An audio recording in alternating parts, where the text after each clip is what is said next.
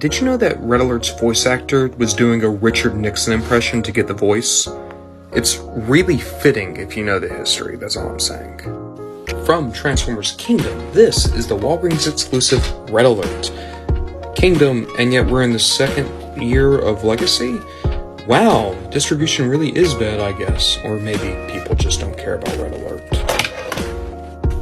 For anyone who doesn't know, Red Alert is one of the 1985 Autobots, second year for G1, and basically he takes the role of security director for the ARC and the Autobot army as a whole, and he's notable for his intense paranoia and equally as intense friendship with Inferno, who's a big, tough, riding cowboy, and they're totally gay.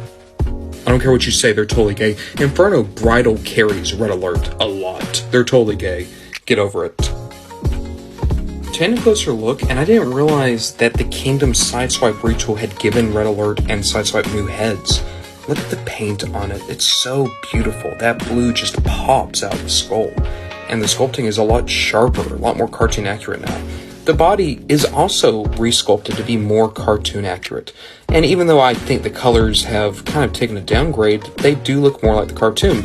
But the overall feeling of this guy, the shape and presentation, is so much improved on the Siege Red Alert. And I spent the better part of a few years thinking I would never need this guy, because even though Red Alert's one of my favorite Autobots, I already had the Siege one. I'm so happy I bit the bullet and got this new version, because it really does have a whole new energy to it. It helps that unlike basically every version of the Siege mold, you get all three of the weapons this time. You get the missile launcher, the missile, and the rifle. So you get all of Red Alert's traditional weapons, which is amazing. I love having all the components because you basically just had to strip parts from the other versions of this mold if you wanted a complete loadout for any one of your Sideswipe or Red Alerts. Also, I just really want to point out how I feel this is an unbelievably underrated mold.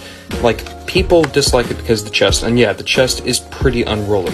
But in terms of articulation and presence, this is one of my absolute favorite deluxes. I have every version of the Siege mold, and I kind of want to get every version of the Kingdom mold, because they play so well.